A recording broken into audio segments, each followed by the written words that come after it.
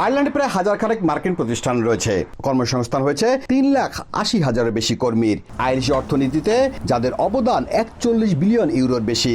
সাম্প্রতিক পরিসংখ্যান বলছে চলতি বছরের প্রথম 10 মাসে 76.3 বিলিয়ন ট্যাক্স পেয়েছে আয়ারল্যান্ড। এছাড়া যুক্তরাষ্ট্রে এবছর 45.6 বিলিয়ন ইউরোর পণ্য রপ্তানিও করেছে আয়ারল্যান্ড। তবে ডোনাল্ড ট্রাম্প প্রেসিডেন্ট নির্বাচিত হয় ব্যাপক নেতিবাচক প্রভাব পড়ার আশঙ্কা আয়ারল্যান্ডের অর্থনীতিতে। ট্রাম্প নির্বাচনী প্রচারণায় জানান তার পরিকল্পনা কর্পোরেট করের হার 15% নামিয়ে আনা এবং আমদানির উপর 10 থেকে 20% শুল্ক আরোপ করা।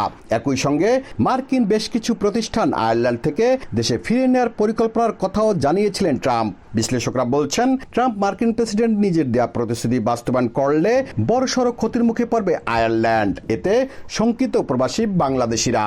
ট্রাম্প ইলেকশনের আগে যে কথাগুলো বলেছে সে কথাগুলো যদি কার্যকারী হয় তাহলে আয়ারল্যান্ডের অর্থনীতির জন্য ভালো না। ফেসবুক, অ্যাপল, ইন্টেল, মাইক্রোসফট ও গুগলের মতো প্রতিষ্ঠানও রয়েছে আয়ারল্যান্ডে।